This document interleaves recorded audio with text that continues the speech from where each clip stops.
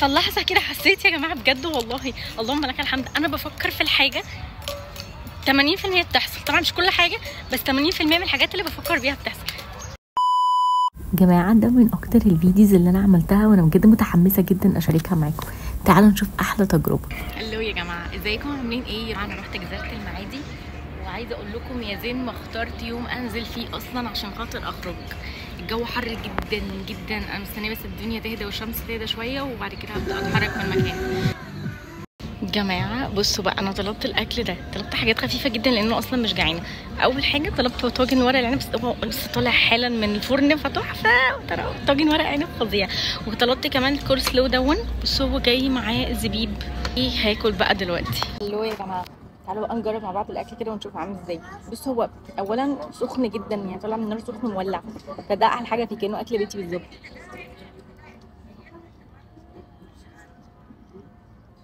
لذيذ.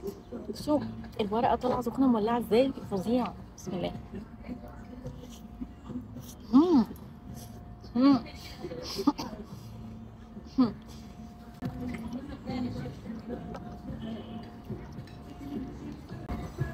الكوسلو بقى، وكوسلو وعليه زبيب وعليه فستق او سوداني. تعالوا كده نجربه. حلوه قوي. انا حاجه في الاكل ده ان هو مش كتير، مش هيتعبني وانا بتحرك، انا ببقى تعبانه عشان كلت كتير تقلت يعني، وفي نفس الوقت طعمه لذيذ موت. انا من عشاق ورق العنب، فيا جماعه لو انتوا بجد بتحبوه زي كده اكتبوا لي في الكومنت. عليكم دلوقتي من جزيره المعادي، اول مره اروحها بس هي لطيفه، يعني هي عايزه بس صحاب مع بعض والا هتبقى ممله، بس بما اني بعمل كونتنت فانا مشغوله اني اعمل كونتنت. المهم بصوا ده الفيو، مكان ما فيهوش ناس كتير، بس عشان خاطر اصلا دي فتره امتحانات يعني، فما فيش فيه ناس كتير، فواو بجد. فانا ماشيه بقى عماله اتصور واعمل كل اللي انا عايزاه، فالموضوع بجد لطيف. المهم ان في حد هنا بتاع عجل، فانا بفكر اروح اركب عجله. جماعه انا ركبت عجله عشان اعرف اتمشى في الحديقه براحتي، فبجد حلوه قوي. بصوا يا جماعه القاعه دي كيوت قوي، يعني الافراح فيها بالليل تبقى حلوه قوي، شكلها حلو ازاي، تحفه. انا قلت بقى اخد العجله عشان اعرف اتمشى في المكان براحتي بما انه كبير، وبعد كده بعد ما اشوف بقى كل حاجه بالعجله اقرر بقى انا هقعد فين وهعمل ايه. يا جماعه بصوا المكان هنا عامل ازاي، تحفه. اعتقد بالليل هيبقى جميل قوي، هيبقى اجمل كمان، حلو موت. يا جماعه لسه نازله من على الحصان دلوقتي. حبيت موضوع ان اركب حصان عشان انا اخر مره ركبت حصان كنا في الجيزه وكده، وقعت من على الحصان وقعه وحشه قوي قوي، الحمد لله ما حصليش اي اصابه، بس اداني تروما بقى، يعني بقيت بخاف قوي موضوع الحصانه، فدايما انا ممكن اركب حصان عادي بس حد يبقى ماسكه، يعني ما اسيبش لوحدي. فالحمد لله جربت الموضوع لطيف موت يعني. فحاسه كمان رجلي وجعتني قوي قوي من كتر ما انا قاعده على الحصان، عشان كمان مش متعوده، فمحتاجه اريح شويه. لسه معايا شويه كوفي من بتاعه اول اليوم لسه سخنه اشربها. وبعد كده اقول لكم ان المكان هنا حسسني قوي بدهب. لما كنت مسافره دهب كان في اكتيفيتيز كتير قوي بعملها مشابهه قوي للحاجات اللي عملتها هنا. يعني في دهب ركبت عجل، انا ركبت عجل. في دهب كنت بتمشى بالليل براحتي، حاسه هنا الدنيا هاديه. بصوا كمان الباك جراوندز التحفه دي، يعني دي قاعه افراح حلوه قوي يا جماعه، حلوه قوي. بصوا كمان اليونيكورن ده، دخلت القاعه نفسها اصلا خطيره.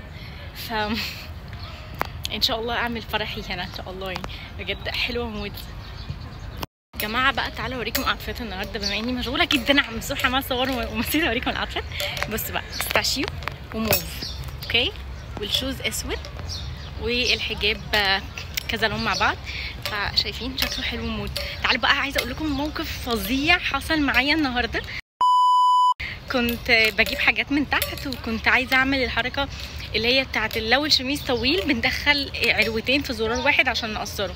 عملتها ونزلت وكنت بشتري حاجات، وانا في الطريق كنت شاري حاجات كتير جدا، ما كنتش بجد ايدي مش فاضيه خالص ان انا اصلح اي حاجه. دماغي مش عارفه وانا ماشيه كده كان في فاترينا، فشفت شكل الشميز ما عجبنيش شكله خالص، فقعدت في بالي كده شكله مش حلو، انا عايزه اظبطه. عارفين يا جماعه ايه اللي حصل؟